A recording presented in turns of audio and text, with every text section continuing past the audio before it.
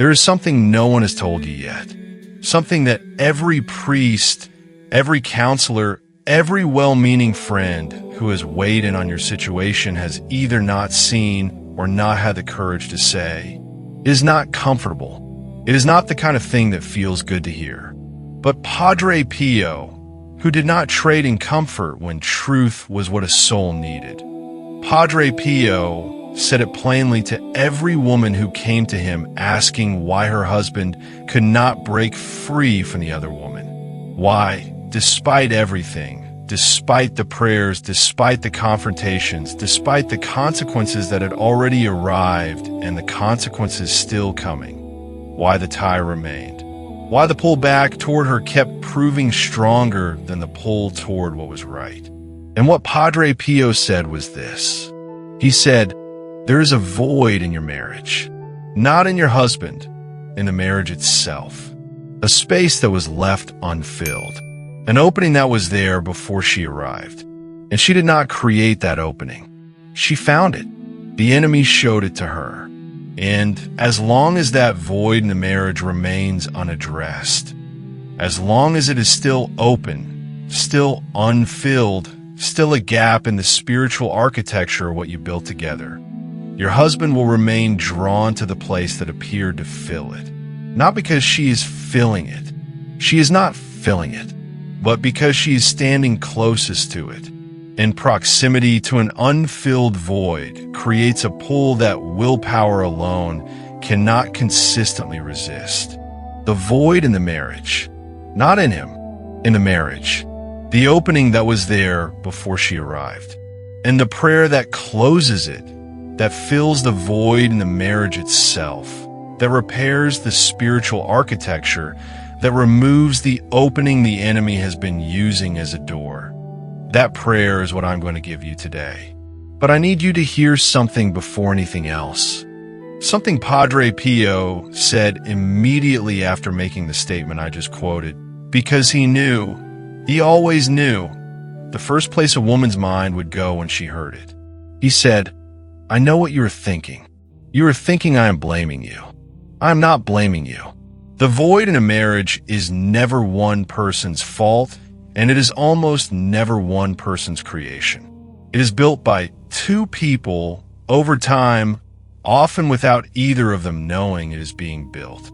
It is built by silence that should have been speech, by distance that grew so slowly neither person noticed it growing, by the accumulated weight of needs that went unnamed and therefore unmet, by the slow cooling that happens in marriages where two people are working so hard at the surface of life, at the children, at the finances, at the practical machinery of shared existence, that the interior of the marriage is left untended. This is not your failure. This is the condition of most long marriages at some point. The enemy does not create this void. The enemy finds it, and the enemy is very patient.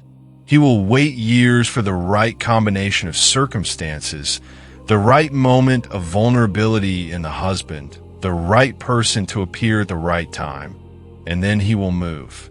He will point to the void and say, here, fill yourself here.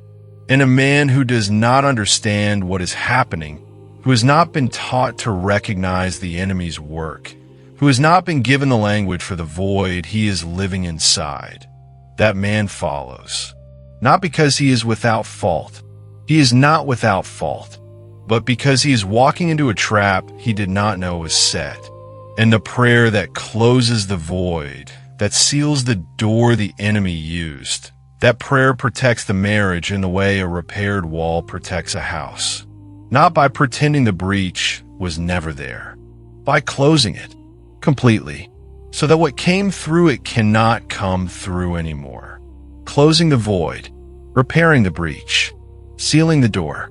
That is what this prayer does. And when you understand what the void actually was, its specific nature, its specific contents, the specific things that were missing from the architecture of the marriage that created the opening, the prayer becomes not just words, but the precise spiritual tool Padre Pio said it was designed to be.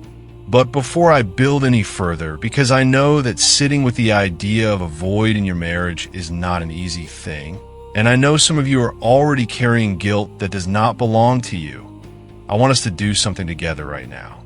Write in the comments these words: Lord, fill what was empty. Write it as the first prayer of what we're going to build together today, not as a confession of failure, as the statement of a woman who is willing to look honestly at her marriage, the whole of it, not just the crisis, and invite God into every part of it. Lord, fill what was empty. Write it now.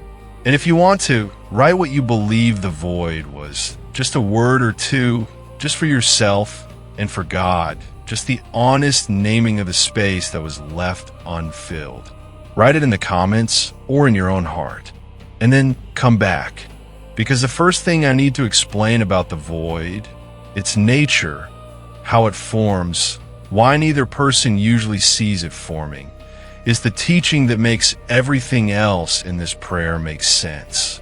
Padre Pio described the formation of the marital void to a woman who came to him in the late 1950s, a woman who had been married for 19 years, whose husband had been with another woman for almost 2 years, and who came to Padre Pio after having done everything every confessor and counselor had suggested without anything changing. She was not a careless wife. She was, by every account, a devoted and faithful woman. And she said to Padre Pio, with a grief that the friar present said was almost unbearable to witness, "Father, I do not understand how this happened. I was a good wife. I loved him. I was faithful. I prayed. I took care of our home and our children. I did not neglect him. How does a void form in a marriage like mine?" And Padre Pio looked at her with what those who knew him described as his particular expression of compassionate precision. Not pity, which distances itself from the pain, but the specific closeness of someone who understands completely. And he said, "I believe you. You were a good wife. And I want you to understand that being a good wife is not the same as having a void-free marriage.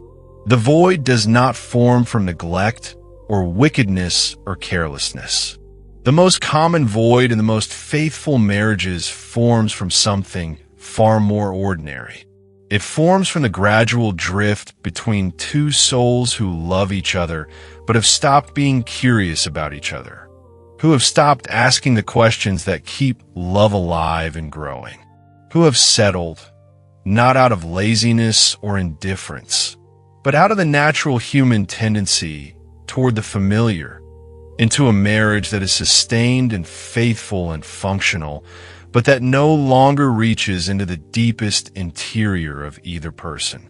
And in that interior space, that deep place in the husband that the marriage used to reach and has gradually stopped reaching, the void opens.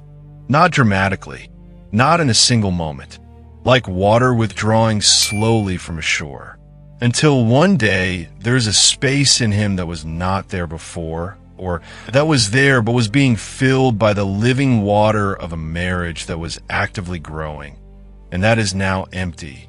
And the enemy sees that space, and the enemy sends someone to stand next to it. The drift of curiosity, the settling into the functional, the gradual withdrawal from the deepest interior of each other. That is how the void forms in the most faithful marriages. And it is important, critically important, that you hear this not as an accusation, but as a diagnosis. Because a diagnosis is the beginning of treatment. And the treatment, the prayer for the void's filling, the prayer that seals the door the enemy walked through, is what we are building toward. Now, Padre Pio identified 4 specific contents of the marital void. 4 specific things that, when they go missing from a marriage, create the opening the enemy exploits. He called them the 4 absences. And the prayer I'm going to give you today addresses each one, filling each absence, sealing each part of the opening repairing the spiritual architecture of the marriage breach by breach until the door the enemy used is closed completely. The four absences are these: the absence of being fully seen, the absence of being fully received, the absence of shared interiority, and the absence of spiritual companionship. For absences, each one a part of the void, each one a place where the enemy found purchase, and the prayer sends into the void of the marriage itself, into the space between husband and wife, the specific filling for each absence, not by changing behavior, not by having the right conversations, by prayer, by asking God to fill what human effort has left unfilled, by inviting grace into the architectural breach and allowing it to do what only grace can do: repair from the inside out at the level of the soul rather than the level of the surface. But before I give you the four absences in their full detail, and before I give you the prayer, I want to stop and say something to you that Padre Pio said to that woman from the 1950s before he said anything else. He said it at the beginning of the teaching, before the diagnosis, before the framework. He sat across from this 19-year wife and he said, "I want you to know something. The fact that you are here, that you came this far, that you asked the honest question, that you are willing to look at the void rather than only at the man who walked through it. That willingness is one of the most spiritually significant things a wife in your situation can do. Most women look only at the other woman. Some women look at the husband. Very few are willing to look at the marriage, at the whole of it, the opening and the entrant both. The woman who is willing to look at the marriage is the woman who can pray for the marriage's healing rather than only for the husband's return. And the prayer for the marriage's healing is more powerful than the prayer for the husband's return. Because the husband who returns to a healed marriage stays. The husband who returns to an unchanged marriage, to the same void that was there before, only now complicated by everything the crisis has added, that husband is not truly home yet. The prayer for the void's filling is the prayer for a home worth coming home to. And you are here because you want to give your husband a home worth coming home to. That desire, that generosity of soul in the middle of your own enormous pain is the most beautiful thing I have heard today. The prayer for the void's filling is the prayer for a home worth coming home to. Hold that, because it reframes everything. It moves the prayer from God, make him come back, to God, make this marriage something that holds him when he does. And I need to pause here because I want to make sure that you have access to everything this channel offers for exactly where you are. This series of teachings on Padre Pio's prayers for marital restoration has been building, prayer by prayer, framework by framework, toward a complete spiritual architecture for fighting for your marriage from the inside out. And there is more coming. Teachings about the specific graces that become available to a marriage that has been through what yours has been through. Graces that cannot arrive without the suffering, that are exclusive to the marriages that have gone all the way to the edge and fought their way back. Teachings about how to receive a husband who has been away from the marriage long enough that returning requires more than a decision. It requires a rebuilding that only happens with specific prayer and specific posture from the wife. All of that is on this channel. Subscribe now and hit the bell, because the teaching that follows this one builds directly on what you are hearing today. Subscribe and hit the bell, and then stay, because the four absences and the prayer that fills them are what we came here for. The first absence, the absence of being fully seen. This is the most fundamental of the four absences, and the one that, when it is present in a marriage, creates the most dangerous opening. Because every human soul, every soul God created, without exception, carries a non-negotiable need to be fully seen. Not seen in the surface sense, not recognized or appreciated or complimented, though those matter. Seen in the complete sense, known in the interior, in the fears and the aspirations and the private wounds and the secret shames and the specific texture of what it is to be this particular person living this particular life. Seen in the way that only intimate love, sustained over time, can see. Padre Pio said, "When this seeing stops, when two people who once saw each other deeply settle into seeing only the surface of each other, only the practical person they need to get through the day, a void opens in the unseen interior. And the soul that is living unseen in its own marriage is a soul that is acutely vulnerable to being seen by someone new. Because someone new brings fresh eyes. Someone new asks the questions that have stopped being asked. Someone new treats the interior of the person as territory worth exploring. And the soul that has been living unseen rushes toward that attention with a hunger that surprises everyone, including the person doing the rushing. He will call it chemistry. He will call it connection. He will call it finding someone who really understands him. What he is actually experiencing is the relief of being seen after years of living unseen in the marriage. And the tragedy is that his wife, who has known him longer, who has the full context, who carries the years of history that make deep seeing possible. His wife has the capacity to see him more deeply than the other woman ever could. She simply stopped, and the void that opened when she stopped is where the enemy entered. I want to be very careful here, because that last statement, "she simply stopped," can sound like blame. And Padre Pio was insistent that it is not blame. He said, "The wife did not stop seeing her husband out of cruelty or indifference. She stopped because life is relentless and marriage is long, and the fresh eyes of new love are physiologically impossible to maintain for decades. The stopping is human. The vulnerability it creates is universal." The prayer for the first absence is not a prayer of repentance for having stopped seeing. It is a prayer asking God to restore the seeing, to give both people back the eyes of love that see deeply, that find the interior still worth exploring, that bring the freshness of genuine curiosity to someone who has been known for years. This is a grace that cannot be manufactured by human effort. It must be given, and it is one of the most freely given graces in marriage when it is sincerely asked for. The second absence, the absence of being fully received. This absence is subtler than the first and harder to name when you are living inside it. Being received is different from being seen.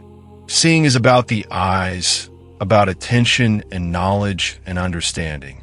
Being received is about the response to what is seen. It is the experience of bringing yourself, your real self, your interior self, the full weight of who you actually are, and having that self welcomed rather than managed, absorbed rather than deflected, held rather than processed. Padre Pio said, "In many marriages, faithful, functional, genuinely loving marriages, a pattern develops over time in which each spouse has learned, gradually and without realizing it, the version of themselves that the other spouse receives most easily. And they present that version, because presenting what is received is more comfortable than presenting what is deflected. The parts that were received with discomfort or impatience or the busyness of a partner who had too much on their mind get slowly, quietly withdrawn from the marriage, not consciously, as a natural response to the experience of not being fully received. And over years, what gets presented in the marriage is increasingly the managed version. the version that has been edited for what the spouse handles well. And what gets withheld is increasingly the raw version, the real version, the version that needs full reception, and the soul that is living in a marriage where it can only present the managed version, where the raw and real version has been quietly but consistently not received. That soul carries a hunger for reception that the other woman feeds. Not because she is extraordinary, because she is new. And new means she has not yet learned to deflect the parts that are harder to receive. Her reception feels total. It is not. It will not remain total, but it feels total.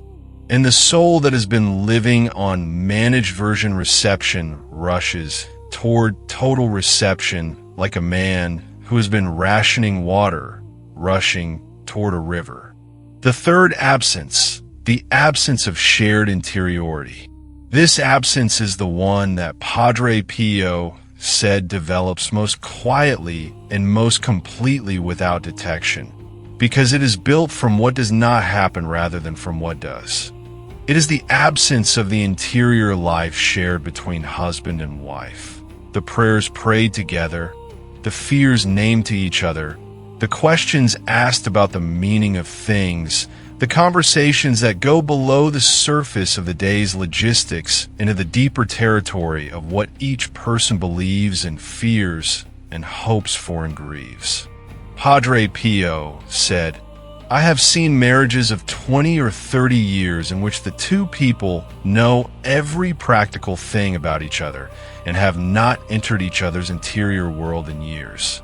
They know each other's schedules, preferences, habits, medical histories, and the names of each other's colleagues. They do not know what the other person is afraid of at 3 in the morning. They do not know what the other person believes, truly believes about God. They do not know what the other person's deepest unfulfilled longing is. They have been sharing a life on the surface and have stopped sharing a life beneath it, and in the space beneath the surface, in the territory of shared interiority that has gone unexplored, a void as large and cold as a cave opens between them. And the enemy leads the husband into a relationship where he is once again in someone's interior world, where he is once again exploring and being explored, where the conversation goes below the logistics. And he calls it intimacy. It is intimacy, but it is intimacy that belongs in his marriage and was evacuated from his marriage so gradually that neither person noticed it leaving. The fourth absence, the absence of spiritual companionship. This is the deepest absence, and the one Padre Pio called the most consequential for the marriage's vulnerability to the enemy's work. He said, "Of all the voids the enemy exploits, the spiritual void is the one he most reliably finds and most consistently uses." Because a marriage that lacks spiritual companionship, in which faith is a private matter rather than a shared one, in which husband and wife do not pray together, do not speak about God to each other, do not walk the path of faith side by side, that marriage has left the most fundamental dimension of a human person without a home within the marriage. And a dimension without a home inside the marriage will find a home outside it. The hunger for spiritual companionship, for someone to walk toward God with, for someone to kneel beside, for someone with whom the interior journey is shared, that hunger, when it is unmet in the marriage, creates the most profound void of the four.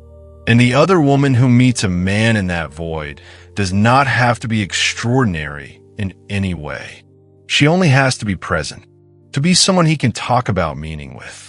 Someone who takes seriously the things he takes seriously. Someone who makes him feel that his interior life, his faith, his doubts, his questions about eternity, is worth attending to. And he mistakes the relief of that companionship for something it is not. He mistakes it for a reason to stay.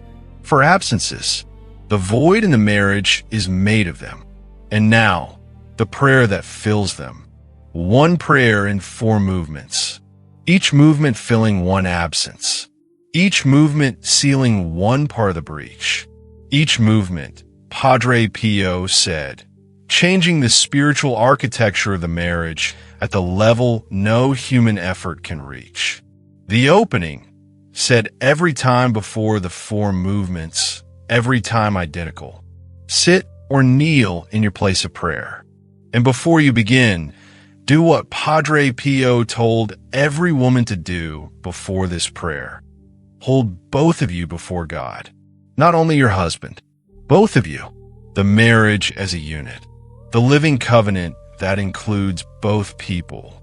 And say, Lord God, I come before you today, not only for my husband, but for my marriage. For the covenant we made. For the living thing we built together across the years. However damaged it now appears from the outside. I believe it is still alive.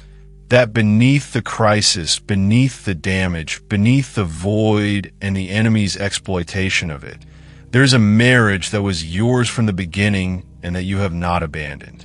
I come today to cooperate with your work in this marriage, not to manage it, to cooperate, to ask you to fill what is empty, to ask you to seal what was breached, to invite you into the interior of this marriage with the specific intention of repair. Lord, receive this prayer. Let it reach every place in the marriage that needs to be reached. And let what you fill today become the foundation of what comes after the crisis. A marriage that is stronger at the broken places than it was before the breaking. Begin. The first movement, the prayer for the restoration of seeing. After the opening, pray this. Lord, I ask you today to restore the seeing in my marriage. On both sides, I ask you to give my husband back the eyes that saw me when we were first together. The curious eyes, the attentive eyes, the eyes that found my interior worth exploring and never want to stop. And Lord, I ask you to give me those same eyes for him, because I know that seeing is not only his absence. The drift happened between us, and I want to see him again, not the defended man of recent months, not the man performing the story he needs to live in, but the real man, the interior man, the man I first chose and who first chose me, and who is still there beneath everything this crisis has built around him. Lord, restore the seeing, restore the curiosity, restore the particular attention of 2 people who find each other's interior genuinely worth knowing. Give us back the eyes of love that see deeply. And Lord, fill the absence that was left by the years of surface seeing. Fill the place in my husband where being seen used to live and has been empty. Let him feel, through your grace, through the prayer I am sending into the covenant. Let him feel that he is still seen here, that the seeing never left in me, even when it became quiet, that I still know his interior and still find it worth attending to.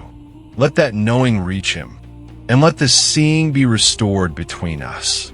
Then hold a moment of stillness. And then, the second movement, the prayer for the restoration of reception. After the moment of stillness, pray this. Lord, I ask you to restore the reception in my marriage, to give my husband the experience of being fully received, not the managed version of himself, not the version edited for what is easy to handle, but the full version, the raw and real version, the parts that are harder and heavier, and have been quietly withdrawn from the marriage because they were not being met. Lord, I confess that I have not always been a full receiver, that there have been moments when his real self was presented and I was too tired or too preoccupied or too defended by my own interior to receive it completely. I'm not condemning myself for that. You know the full context of those moments. But I name it honestly, because the prayer for reception must come from a wife who is willing to receive as well as to be received. Lord, make me a full receiver. Expand my capacity to hold what is heavy and real in my husband, not to be crushed by it, but to be strong enough to receive it without deflecting it. And Lord, fill the absence of reception in my husband's soul, the place where being received used to live and has been quiet for too long.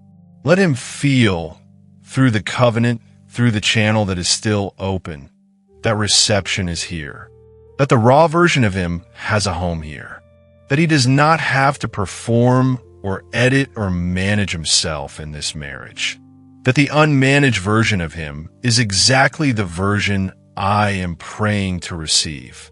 Send that reception through, Lord. Let it reach the place in him where the absence has been loudest, and let it begin to fill. The third movement, the prayer for the restoration of shared interiority. Pray this: Lord, I ask you to restore the interior life of my marriage, the conversations that went below the surface and have stopped going there, the questions about meaning and faith and fear and hope that used to be asked between us and have been replaced by the logistics of shared life. Lord, I ask for the grace of shared interiority, the grace of two people who are not only sharing a home, but sharing a journey, who are not only managing a life together, but exploring it together, who are curious about what the other person believes, truly believes, about the things that matter most. Lord, I ask for this grace to arrive in my husband's soul as an absence made audible. Let the void of shared interiority, the place in him that has been exploring interior life with a wrong person, let that void hear what is available here. Let it hear that I am willing to go there, that the deep conversations are not off limits in this marriage, that I want to know what he is afraid of at 3 a.m, what he truly believes about God, what his deepest unfulfilled longing is, and that I am not afraid of the answers. Lord, make me genuinely curious about my husband's interior life, not as a strategy, as the real restoration of the curiosity that love is supposed to carry. And fill the absence, Lord. Restore the shared interiority. Let what was evacuated from a marriage, all those below the surface conversations, all that mutual exploration of the territory of meaning, let it come back in its fullness, in a depth that was not there before the crisis, because the crisis has broken open new levels of what is real in both of us. Let the restored interiority be deeper than the original. The fourth movement, the prayer for the restoration of spiritual companionship. This is the most important movement. Padre Pio said it must be prayed last because it is the capstone, the prayer that, when answered, seals the final and deepest breach. Pray this with everything you have. Lord, I ask for the deepest restoration, the restoration of spiritual companionship in my marriage, the return of God to the center of what my husband and I share, not as a background assumption, not as a private practice that each of us maintains separately in parallel, but as the shared journey, the common path, the ground that two people walk toward you on side by side. Lord, I know this as clearly as I know anything, that the deepest void in my marriage was the space where this companionship should have been and was not. The space where my husband and I should have been walking toward you together, and we're instead walking separately in the same direction at best, in different directions at worst. Lord, I ask you to enter that space, to fill the spiritual void at the center of this marriage with your actual presence. Not a concept, not a religious practice, but you, your presence in this covenant, your active, living, guiding, healing presence in the marriage that was always meant to be a path toward you. Lord, Restore the spiritual companionship. Give my husband the hunger, the specific, acute, impossible to ignore hunger for a marriage that walks toward God. Let him feel, in the relationship he is in now, the specific absence of the vertical dimension, the absence of God at the center of the companionship. Let that absence speak. Let it say, this is not the path. The path goes through the covenant. The path goes through the wife who is praying. The path goes through the marriage that is still alive in the invisible and that is waiting to become what it was always meant to be, a covenant that walks two souls toward God side by side. Lord, fill the spiritual void, and in filling it, seal the door. Close the breach. Remove the entry point the enemy has been using, and let this marriage, repaired from the inside out, filled at every absence, sealed at every breach, become the home that my husband has been searching for in all the wrong places. Because the home was here.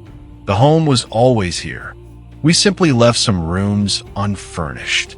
And today, with this prayer, we are asking you to furnish them, to fill them with everything that was missing, and to make this marriage in its fullness the place that nothing outside it can compete with.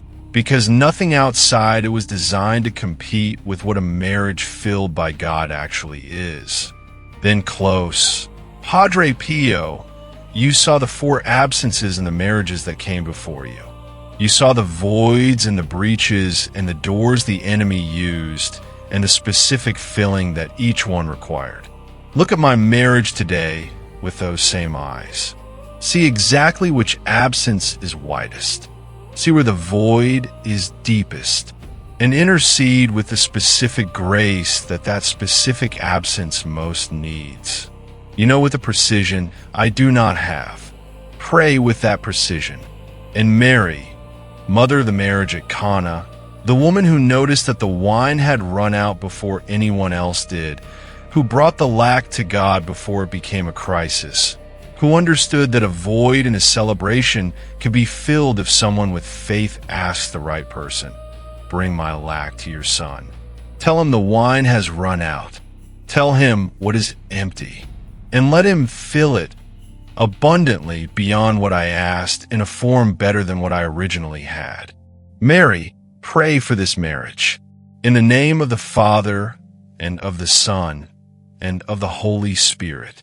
Amen. That is the prayer. For movements, for absences filled, for breaches sealed. Pray it today. Pray it as many times as you need. Padre Pio said, this prayer deepens with repetition, that each time it is prayed it reaches one layer further into the marriage's void, until the filling is complete and the door the enemy used is permanently closed. Now I want to tell you what Padre Pio told the woman from the 1950s, the woman who had asked how a void could form in a faithful marriage after he gave her this prayer. Because what he told her changes the way you receive everything that happens after you begin praying it. He said, when you pray for the filling of the marital void, you are praying for something that will change you as well as your husband. The filling is not unilateral. It does not only happen to him. It happens in the marriage, in the space between you. And because it happens in the space between you, you will begin to feel it too. You will begin to feel a restoration of something in yourself that the crisis took from you. The part of you that was a wife in the full sense. Not the crisis manager. Not the woman holding everything together while everything came apart. Not the one praying desperately for a man who seemed not to notice. The wife. The woman who was fully seen and fully received, and who shared the interior life of her marriage, and who walked toward God beside her husband. You will begin to feel that woman returning, not as a memory, but as a present reality, growing in you as the void is filled. And when your husband feels the filling from his side, When the pull toward the other woman weakens as the void that sustained it closes, he will also begin to feel the wife on the other side of the filling, differently than before the crisis, more clearly, because the filling is happening in the space between you. He will feel your presence in it, not as pressure, as presence, as the specific warmth of a marriage that is becoming more fully itself than it was before. And that warmth, felt through the covenant, experienced in the filling of what was empty, is the most powerful homecoming invitation that exists. More powerful than any argument, more powerful than any ultimatum, more powerful than any collision of his choices with their consequences. A marriage that is being filled, whose void is closing, whose absences are being met, whose spiritual architecture is being repaired from the inside. That marriage becomes, by the very process of its filling, a home that calls him back. Not because you have changed what you presented to him, because the marriage itself has changed, because something that was missing is present now, and he will feel it, even from a distance, because the covenant channel is still open. And what fills the marriage travels through the channel to the man who is still connected to it, whether he is choosing to honor that connection or not. He will feel the filling, and the filling will say, "Come home. There is more here now than there was when you left. Come and see." He will feel the filling, and the filling will say, "Come home." That testimony, the woman's own account of what happened over the months after she prayed this prayer, was preserved by the friar who had been present for her conversation with Padre Pio.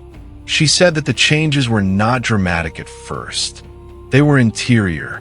She herself changed, became less consumed by watching her husband and more occupied with the interior of the marriage, with the prayer, with the specific quality of attention and reception and spiritual depth she was asking God to restore.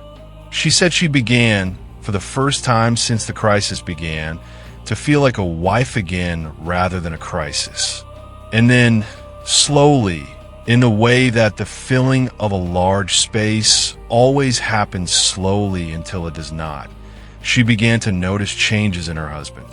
The changes Padre Pio had described, the weighted silences, the involuntary attention, a morning when he came down early and found her at the kitchen table in prayer and did not walk past the way he had been walking past for 2 years, but stopped, stood in the doorway, said nothing, but was present, fully present in a way she had not felt from him since before the crisis.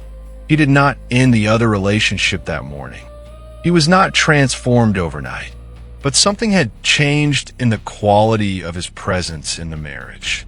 A warmth that had been absent was beginning to return, not because she had done anything differently, but because the void that had been pulling him away was beginning to close, because the filling had begun. And the filling was doing in the invisible what no human strategy had been able to do on the surface. Months later, 7 months after she began the prayer, her husband came to her, not with a dramatic speech, with a question. He said, "What has changed?" Not about him, not about her, about the marriage. He felt it. He could not name it. He did not have the framework she had been given by Padre Pio. But he felt the filling, and the question was the first word of a return that was still unfolding when the testimony was written. He came home, fully, eventually, the way filling always eventually completes, to a marriage that was genuinely more fully itself than it had been before the crisis broke it open enough for the prayer to enter. Lord, I ask you now for every marriage that has a void, every marriage in which the enemy has found a breach and exploited it, and is using it to hold a husband tied to the wrong place through the pull of what has not been filled at home.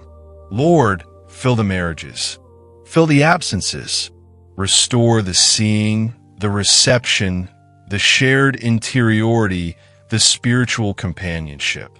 Seal every breach, close every door, and remove, piece by piece, absence by absence, as the filling replaces the empty. Remove the pull that has been keeping these husbands from coming home. Not by destroying the other relationship through force, by filling the void that sustained it, by making the marriage so fully itself, so completely present, so genuinely alive in every dimension it was created to occupy, that nothing outside it can sustain the same pull. Lord, do this for every marriage that is being prayed over today. And may Padre Pio, who saw the void in hundreds of marriages and who taught hundreds of women how to pray it closed, intercede today with the precision he always brought to the specific void, the specific absence, the specific filling required. Intercede with that precision over every marriage named today, and let the filling begin in everyone today. Amen. Before you close this video, write in the comments, write, Lord, fill what was empty. Tell me which of the 4 absences you believe was widest in your marriage. Tell me, if you are willing, what you believe the void was, because naming it is the beginning of the prayer. And the community of women who are here, who are praying for their marriages with the full honesty that Padre Pio required, who are willing to look at the whole of the marriage and not only at the crisis. That community is itself a form of grace, right? And if this teaching gave you something new today, if the 4 absences gave language to something you have been living inside but could not name, if the prayer for the void's filling gave you a way to pray for your marriage that went deeper than anything you have prayed before, leave a like. That like carries this teaching to another woman tonight whose marriage has a void she cannot yet name and whose husband remains tied to someone else for reasons she cannot fully understand. Give her the understanding. Share this video on WhatsApp, on your page, in a direct message to the woman you know who is in this situation. And in the next video, I'm going to reveal what Padre Pio called the grace that is exclusive to marriages that have survived betrayal. A grace that cannot arrive any other way. A grace that makes the restored marriage more alive than the original marriage was, not despite the wound, but because of it. You will not want to miss that teaching. Subscribe, hit the bell, and I will see you there.